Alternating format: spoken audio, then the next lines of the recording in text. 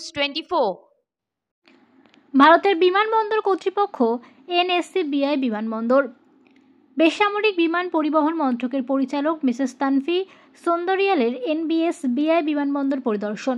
ইন্ডিগোর সাম্প্রতিক কর্মকাণ্ডের কারণে উদ্ভূত পরিস্থিতি পর্যালোচনা করতে এবং যাত্রী পরিষেবা যাতে মসৃণ এবং নিরবিচ্ছিন্ন থাকে তা নিশ্চিত করতে আজ কলকাতা নেতাজি সুভাষচন্দ্র বসু আন্তর্জাতিক বিমানবন্দর পরিদর্শন করছেন অসামরিক বিমান পরিবহনের পরিচালক মিসেস তানভি সুন্দরিয়াল। তার সফরকালে মিসেস সুন্দরিওয়াল যাত্রীদের স্পর্শবিন্দুগুলির একটি বিস্তৃত পরিদর্শন করেন এবং ক্ষতিগ্রস্ত যাত্রীদের সঙ্গে সরাসরি কথা বলেন। তাদের উদ্বেগগুলি সরাসরি বুঝতে তার সফরে নিম্নলিখিত বিষয়গুলিকে অন্তর্ভুক্ত করেন।